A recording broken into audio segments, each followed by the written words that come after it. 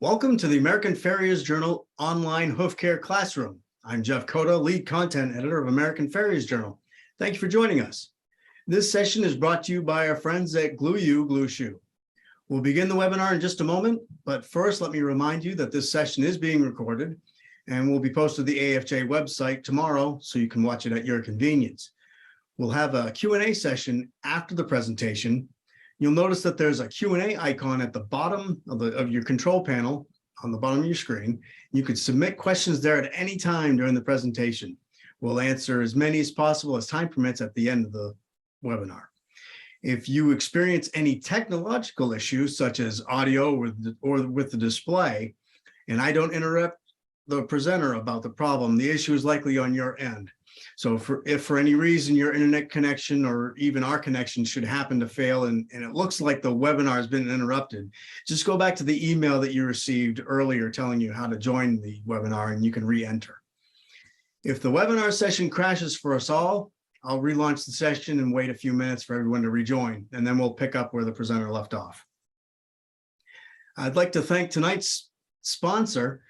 Glue U Adhesives is making innovative products since 2006. Glue U designs different acrylic, urethane, and acid-free silicone products for every purpose. Glue U products are available at most well-known Farrier supply stores, and Glue U is pleased to sponsor tonight's webinar. So with that, I'd like to welcome our clinician, Roy Verocay. Roy is a certified journeyman farrier from Port Orange, Florida, who is a Glue Shoe clinician and owner of Worldwide Farrier Supply. Thanks for joining us, Ray. Take it away. Hey, thank you, Jeff. All right, well, so like Jeff said, we're going to be talking about modern materials today and how we apply them for support, protection, and comfort, and which materials we use for different things, and a little bit of the history of this type of products. Also, the importance on when to pick what product for what application. The thing is, what I'm going to be talking about and some of the examples I'm going to be putting on are based on my experience and my weather conditions, my environment, and the horses that I work on.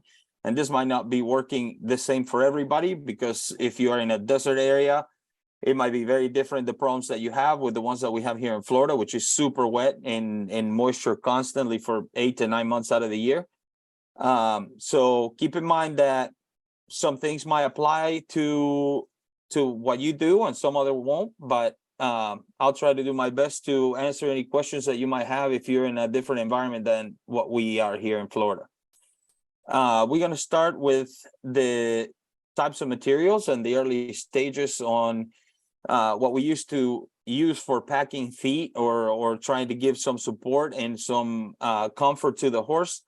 And one of the older ones that were out in the market, and we probably all used them if you've been shoeing for a long time, is oakum, which is a fiber mix that here's a picture of it, and you can mix it with different materials that you can combine with pine tar, iodine, Venice turpentine, and then pack it under a pad, usually leather or plastic pad.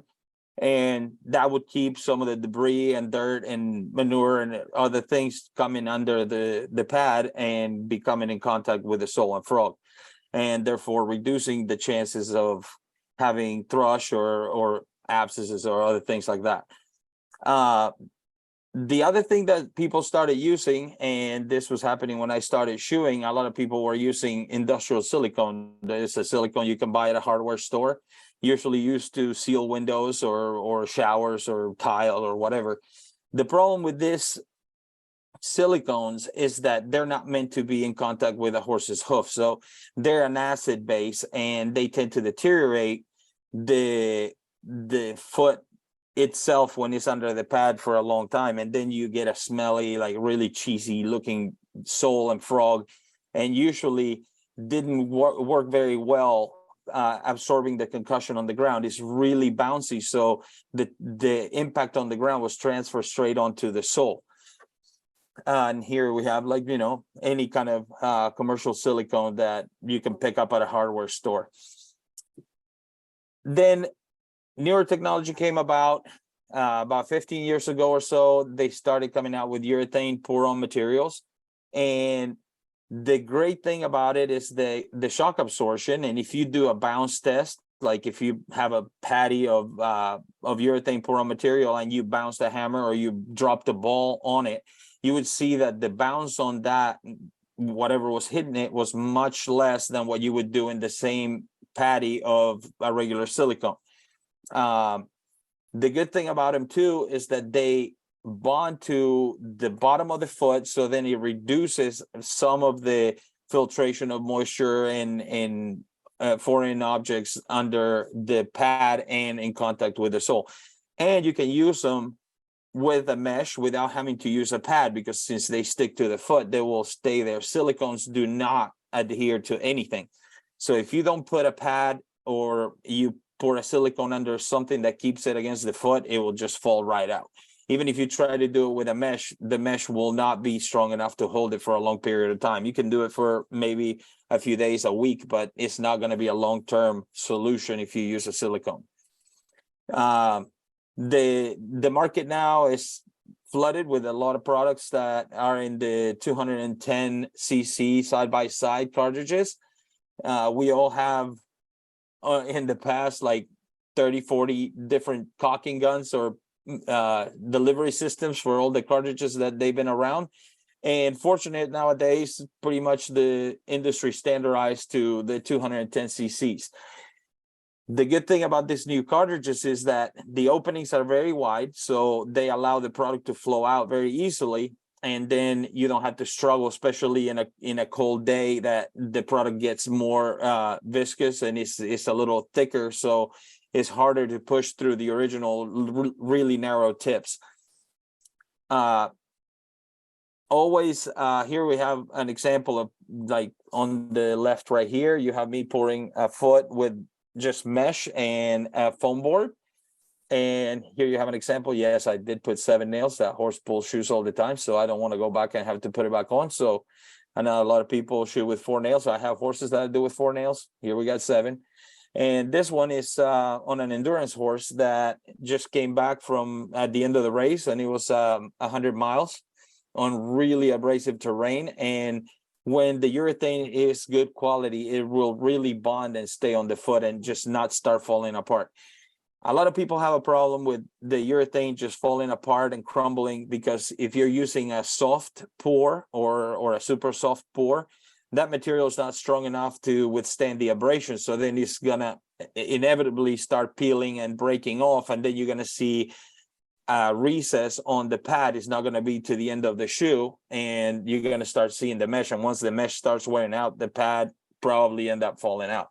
So it depends on what you're going to use it for. Like in that endurance horse, it was in a pretty much gravel road the whole 100 miles, and that withstood the abrasion of the road. Then we have medical grade silicones now, which actually also absorb the impact and the shock.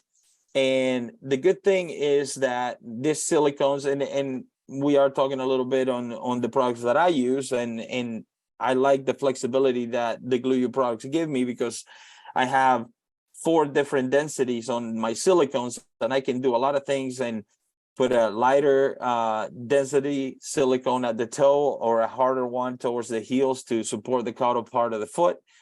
And it's up to whatever pathology or whatever problem you're trying to help with that.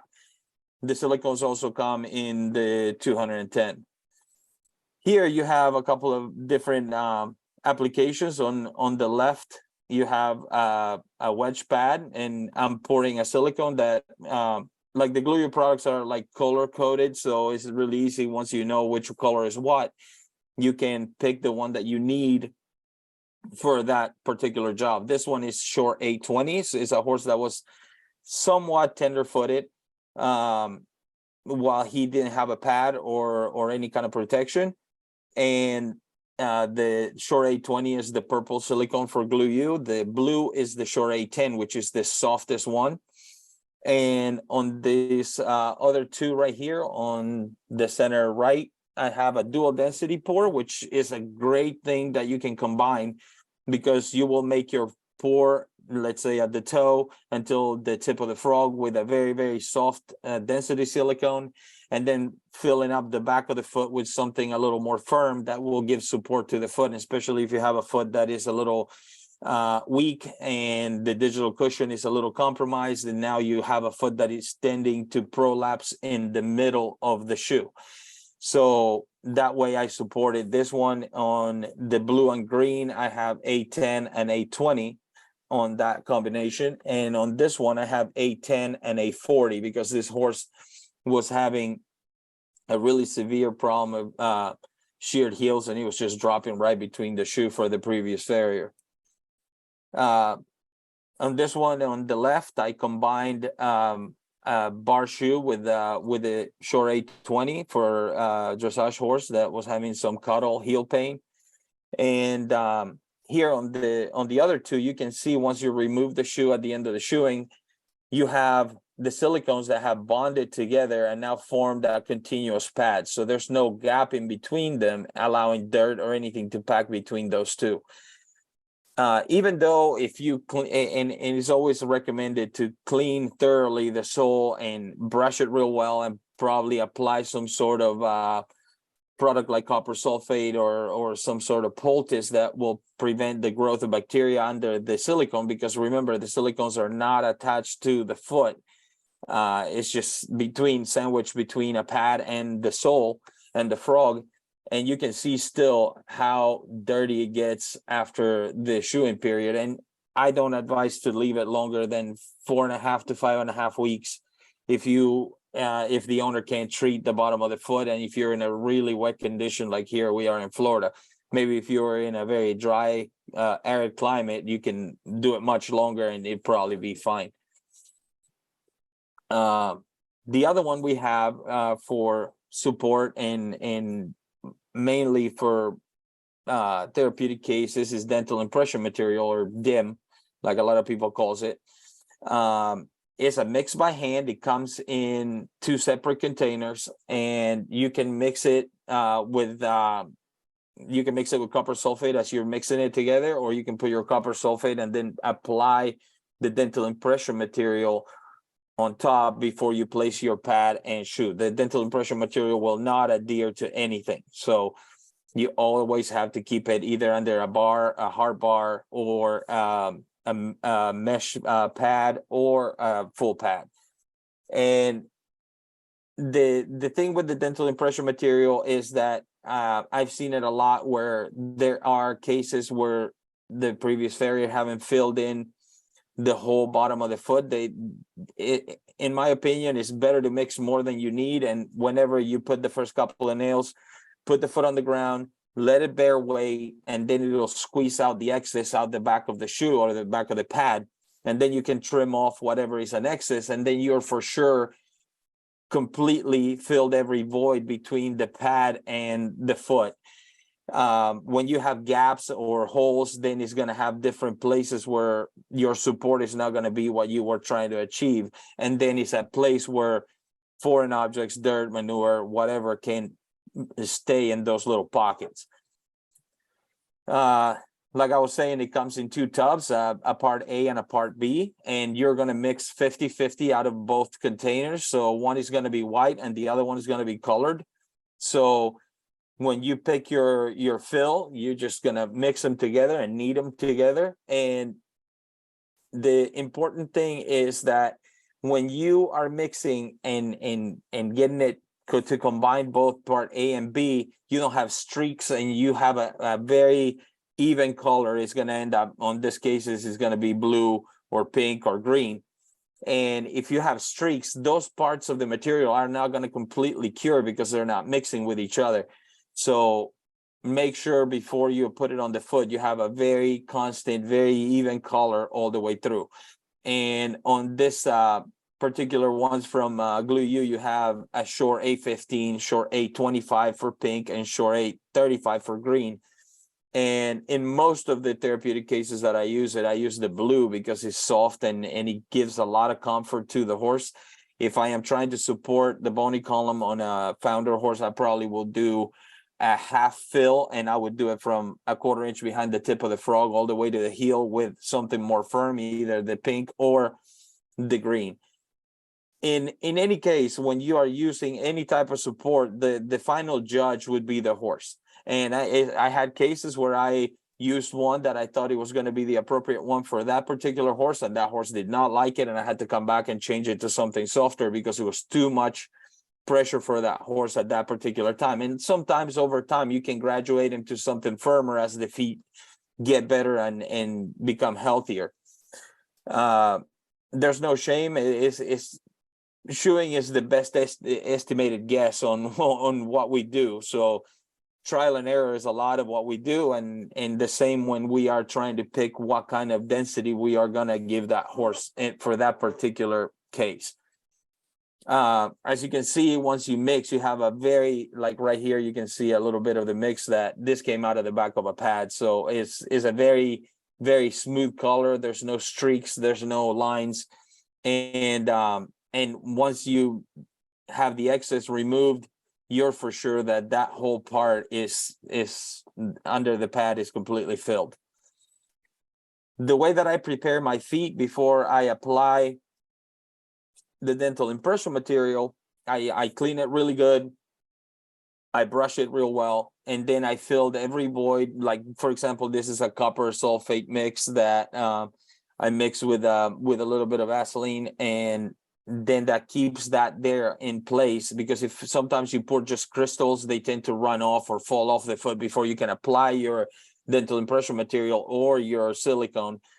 And then I make my mix and I put it on. And as you can see on the left right here, you want to fill everything except for where the shoe is going to be bearing weight. You don't want that to be in between your shoe and your foot, because then once that compresses, then your nails are going to start becoming loose, and then you inevitably going to have clinches popping out, maybe shoes coming off. So, and since this is not this fill that I did on this horse wasn't made for a frog support pad, it was a flat pad. I used it in combination with a leather pad. That's why it's a flat pad. If I was going to fill frog support pad, I would have a bulge, much bigger bulge at the center of the foot, where that's going to fill up that little frog part that is going to keep the material all the way to the ground level. This little guy right here was a laminitic mini, and you can see how small the amount of dental impression material that we mixed to be able to fill the back half of the foot. And in that one, in this case, we used it in combination with a little small mini glue shoe and a frog insert, because in my experience, for me at least, it's really, really hard to try to nail on those tiny feet, especially when a horse is uncomfortable. Here we have a horse that I saw in South America, and this is a ugly chronic founder case. And it had an injury on the other leg. It ended up foundering on the left front. And then I guess it was neglected, and you can see how much of the lamellar wedge you have in front of this x-ray right here on the bottom left. And all this had to be removed because it wasn't doing any favors to the horse. Also, you see arthritis here at the fetlock, but he had a good sole depth. The bone alignment wasn't horrible. So what we needed to do was kind of remodel the hoof capsule around the bones. So if you can see from the front, it wasn't even touching. And thank goodness that this horse had enough sole depth, because that's all he was standing on. The walls weren't touching at all. Anything on the ground, it was just on the sole. So what I did, I resected and removed a lot of that lamellar wedge. I placed a glue shoe reversed, and then I put my dental impression material, which this one is the green one, so it's 825 short, so it's the denser one that Glue U offers. And the horse did really well. Then he started growing the foot in a more normal manner, and they maintained it. And I got some updates later, and apparently the hoof was growing in the way it should have been growing. So for support, Support provides a more solid base to the hoof structures to rest on. So that means that you want to have your support all the way to the ground and the level with the ground surface of the shoe. If you have it above the shoe level, then it's not going to engage the ground and provide support unless the horse is in a soft terrain and the shoe buries down and then will load whatever material you're trying to achieve support with. It can be tailored to load or unload structures according to the pathology of the horse. So, for example, on a laminitic horse, you don't want to load the toe because that's where most of the pressure at the tip of the coffin bone is being created, but you do want to support it from sinking. So you're going to put your support on the back side of the foot, unload the front part of the foot. You're maintaining positive pressure the moment the horse is bearing weight, even on concrete or a flat surface and not necessarily soft ground. The choices that we pick for whatever, like we talked earlier, for whatever case that we're working on, it's up to your discretion or the veterinarian's discretion. And then again, the horse will be the ultimate judge on how that's working. If you see improvement, if the horse is worse, if the horse didn't change at all, then you might want to change the way that you provided that support or the material. You might want to go to a silicone, or you might want to go to a dental impression. If you are using pour-on pad, there is like a urethane pour-on pad. You can do it several different ways. You can recess it, which you will make a cut and an impression of the inside rim of the shoe and place it over the flat foam board, and then that pad will be recessed even further in, and you don't want that support or protection to be engaging unless they're in soft ground. If not, you can actually cut a frog support and recess the rest. So now you are basically creating a frog support pad out of just a urethane.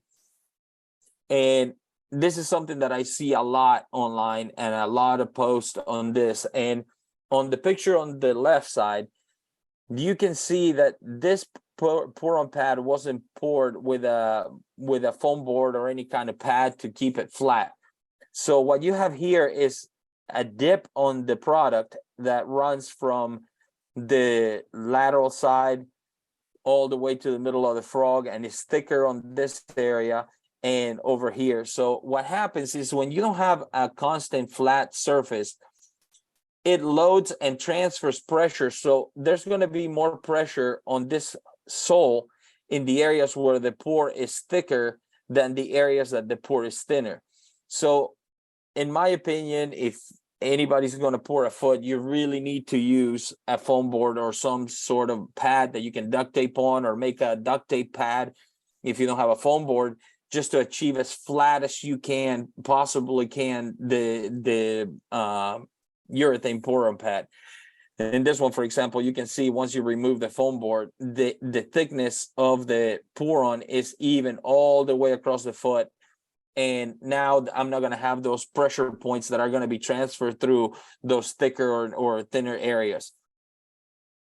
And you see that this horse, for example, has only 4 nails. He's a good shoe keeper. So examples for support, you can use them for laminitic horses, prolapse frogs, when you have cracks that you need to stitch or you need to unload the wall on that side. You want to transfer some of the load to the center of the foot. On top of floating that heel from the crack back, you want to just transfer that weight off that wall into the center of the foot. Wide line disease, you're going to have to probably resect quite a bit of foot.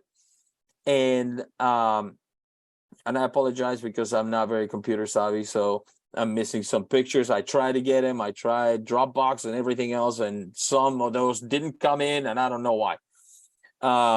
I tell you, I'd much rather be shoeing a horse than sitting in front of a computer, like most of you probably.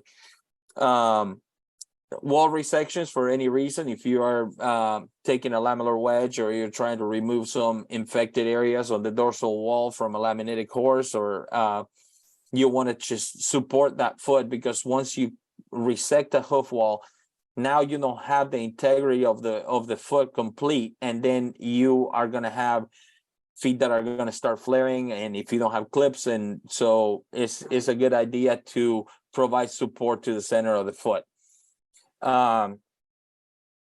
This horse, it was brought to me with collapsed heels, like super underrun, low heels. The way that we went about it, we used a wedge pad, back the toes quite a bit.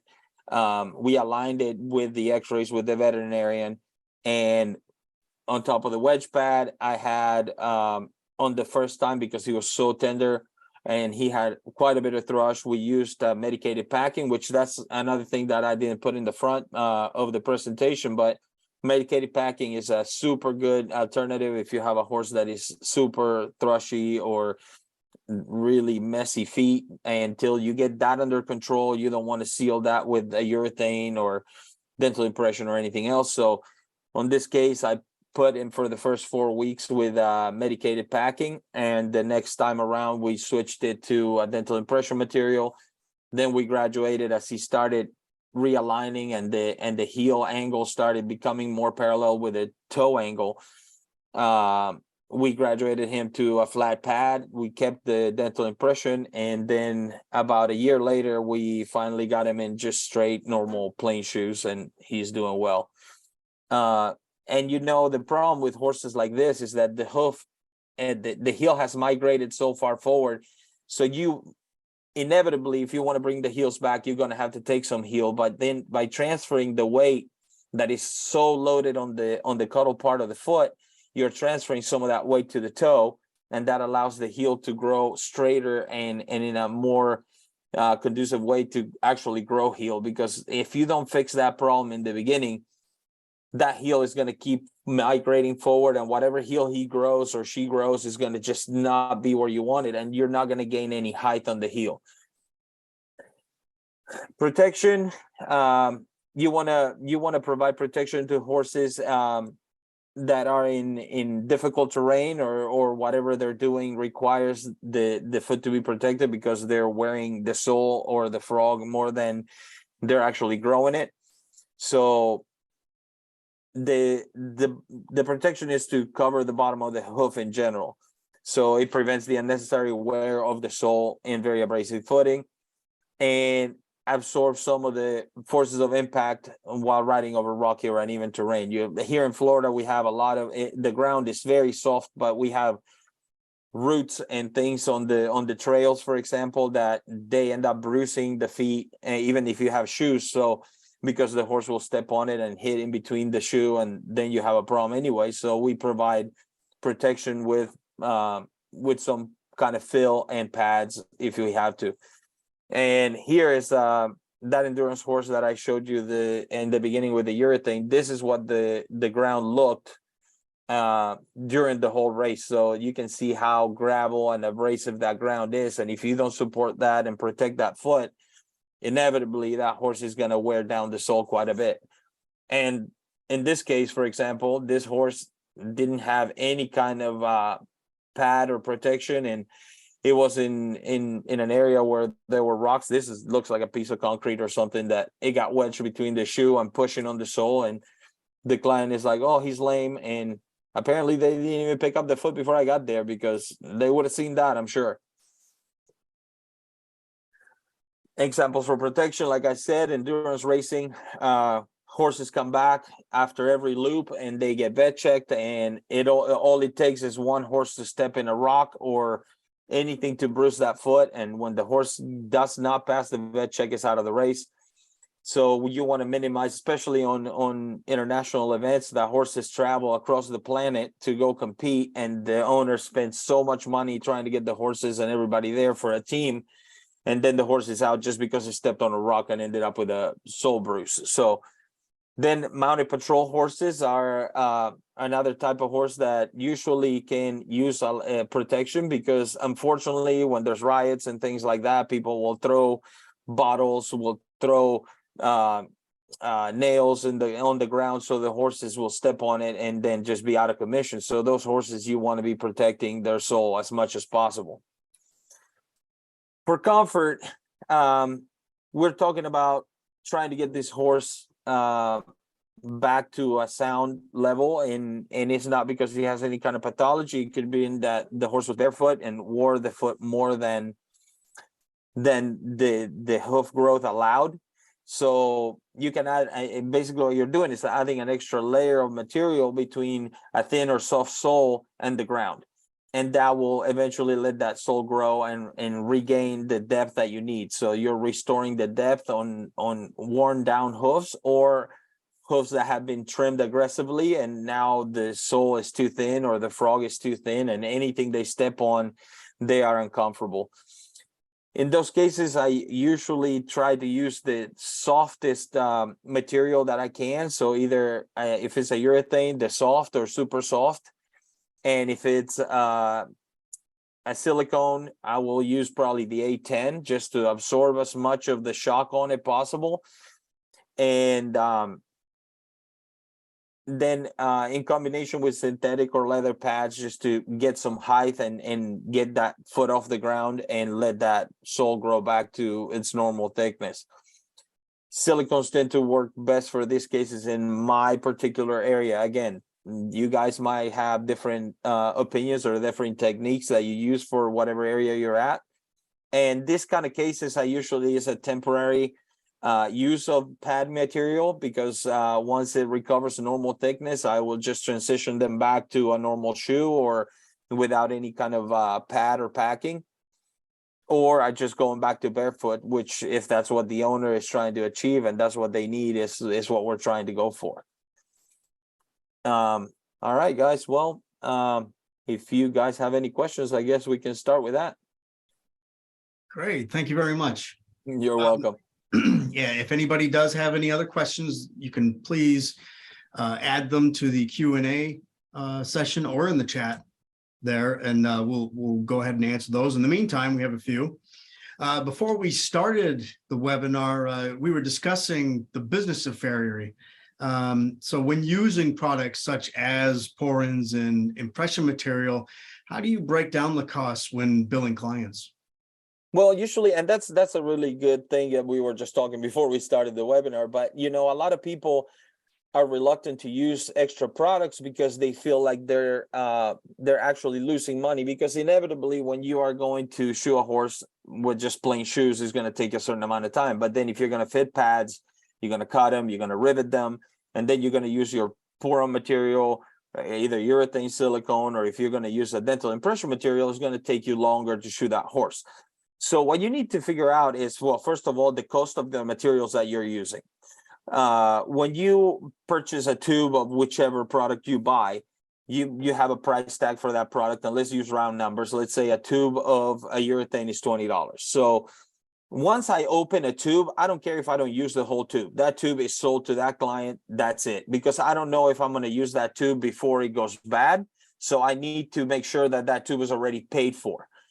The other thing is when you're going to add your regular, if you're going to put pads, if you're going to put rivets, all that is going to come into account. But the part that a lot of people oversee, and that's where they start thinking like, well, I'm losing money because it took you longer to shoe the horse, is again, using round numbers, let's say you charge $10 to shoe a front feet and trim the back. So that takes you, let's say, 30 minutes. So if it took you 15 minutes extra to do your pads, your pour-on material, whatever it is, then you have to charge an extra $5 on top of your materials, because that time you could have been spending it doing another horse, working in another horse. So usually you have to figure out what your hourly rate is for labor. And then once you're going to have your basic price for whatever you're doing, then you're going to add that labor cost and then your materials cost. So then you don't feel like, okay, I don't want to really do this kind of work because I don't feel like it's bringing any revenue to my business. So that's how I go about it. I just figure out my labor cost and I add it to the materials cost, and then that's where we go from. Great. We have a comment and a question. Great presentation. Thank you. Thank you. Do you have any strategies for applications of pads and silicone or dental impression material in or around punctured or wounded sole areas? Well, great. I wish I would have put some examples of that on the presentation, but When you're trying to put these things together, all of a sudden there's so many things that you can do. And the way that I do it, for example, if I'm going to do, let's say, a pour on pad, what I'm going to do is before I set my foam board, I'm going to cover the area that I do not want the material to be on with Play-Doh. And then when I put my pour, it's going to go around everything on the Play-Doh but that little spot. So once I remove my foam board, then I can pick and clean out the Play-Doh, and that leaves me an area where it still can be treated. Or if I'm doing something like, let's say, a hospital plate, that's super easy because I can form my dental impression material, for example, leaving that area uncovered, and then I'm just going to cover the rest with the hospital plate, and then medication or a gauze with medication can be applied in that particular spot. You do not want to cover any kind of live tissue with urethane, silicones, or dental impression material, because inevitably it's going to end up festering and becoming a much bigger problem in the long run. Absolutely. Absolutely. And she says, thank you. You're welcome. Now we're entering the cold season in many parts of the country. How does climate affect the pour-in pad materials? For example, how long does it typically take to set up in cold versus warmer climates? All right. Well, that's a problem that we do not have here in Florida. Really, it doesn't get that cold. But and even in the fluctuation of temperature here in Florida, we are in like the 90s and in the summer, and we can be in the 40s or 50s in the winter. So it still will slow down because it's a chemical reaction. So when the two parts mix, either mixed by hand or both tubes are going through the tip, getting mixed all the way to the end of the tip, these materials, when they're combined, is an exothermic reaction that is what makes the product cure and actually firm up. So the colder the weather, the longer it's going to take to set that product. And I used to live in Tennessee, and we did have days of 20 degrees or below freezing. And what I did is warm up the sole with a heat gun, and then keep my material in the truck or wrap it in like a heating blanket. They also sell right now some glue heaters, so you can put your tubes in and plug it to the 12 volt in your vehicle or at 110 in the trailer or your rig.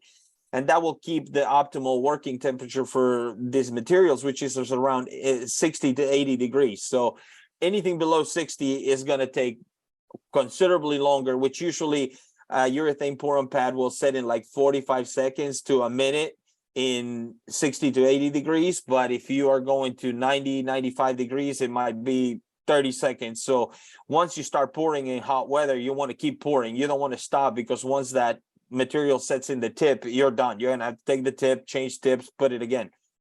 If you're in cold weather, it's gonna be a lot denser, so you're gonna feel the resistance on the gun, and it's gonna take you longer to set up. And for example, on a urethane, you don't want to put the foot down immediately if it's super runny, because you're gonna see it run right out the back of the foot.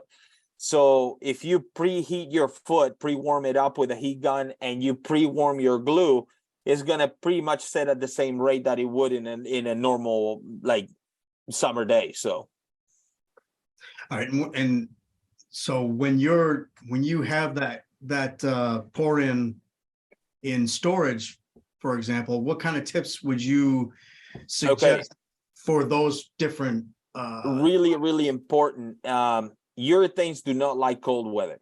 Urethanes, you do not want to keep it in your rig if you're below freezing. When a urethane freezes, then the mix is not proper and it might not set. And you guys might have seen sometimes you make a pour and it's like really gummy and it really does not set firm. That's probably because that product was frozen at one point overnight in your rig or whatever. So here in Florida is the opposite. I keep them like my acrylic glue that does not like the heat. I keep it in my refrigerator at home. I have a refrigerator in the garage where I keep all my glue and stuff. And I don't advise you to put it where you put food, because that smell and is gonna stink up your food. So if you have a dedicated small refrigerator that you can buy in any kind of like Lowe's, Home Depot, Walmart, like a little college dorm type refrigerator, keep your acrylic glues in hot temperatures, keep them cooled down, And if you do have urethanes and you're in the northern states and you're going below freezing at night, you want to make sure that you keep those from freezing. So keep them in your house where you have your heater going at like 60 or 70 degrees, whatever you guys do. I don't know. We don't have that problem. So as long as they don't freeze, they should be good. So just take the material you're probably going to need for that day. And then if you didn't use it, put it back in the house. Don't let it freeze overnight. Okay, great. Now, do you have any tips on how to hold the foam board in place when doing a pour-in? Okay, the foam board actually has got a sticky side to it, and you just peel the film, and the way that I like to do it, I put it on the shoe once I have my shoe nailed, my mesh in. I put it on the foot, let the horse stand, and that will make a little recess on it. It won't be absolutely flat, just concave it just enough because the foam board's going to push in the center of the foot.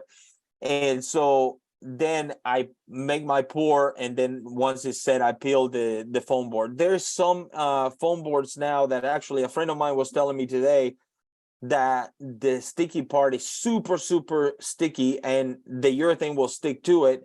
And when you try to peel it, either it's going to start ripping your urethane off the foot, or you're not going to be able to, there's going to be chunks of it. So what you can do is just trace, before you nail the shoe, just trace the inside rim of the shoe, and then only peel the sticky part on the outside where the shoe is going to be in contact, but the center where the urethane is going to be in contact, don't take the cover film, and the urethane will not stick to that, and it's going to allow you to peel that foam board a lot easier.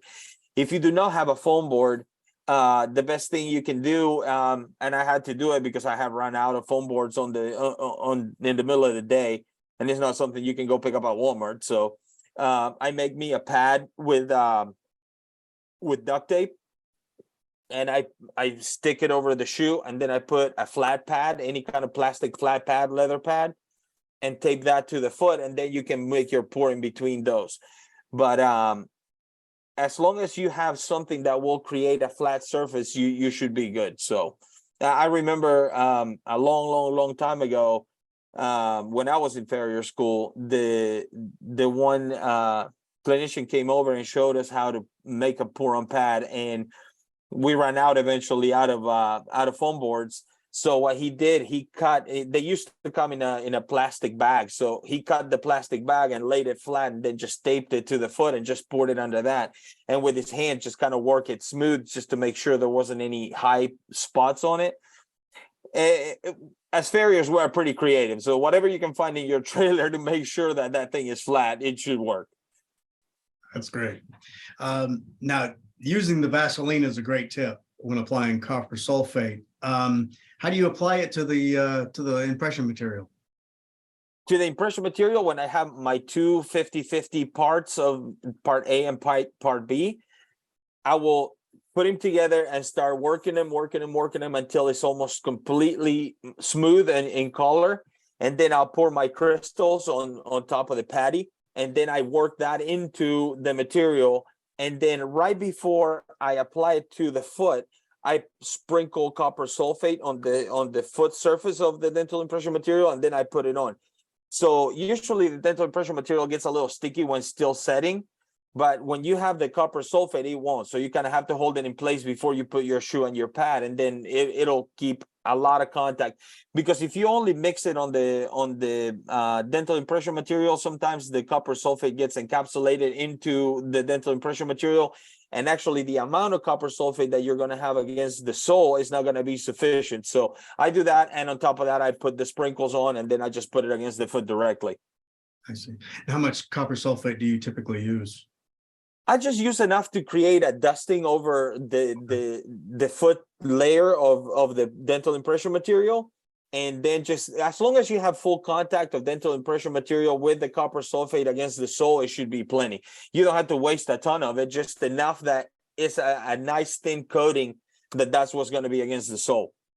Excellent. So it depends, because it's hard to tell. If I'm showing a triple aught foot or a size 4 foot, it's right. Different the amount of copper sulfate I'm going to use.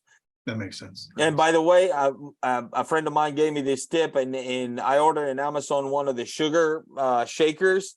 Yeah. And that's where I'm keeping my copper sulfate. Is great because the little bottle sometimes is hard to squeeze out enough. This one, you just pour it out and it's like pouring sugar on your coffee. You know, it's just boom. Yeah. It works great. And they sell them in plastic, so you don't have a glass container in your trailer. So that works really good. That's a great tip. That's a great tip.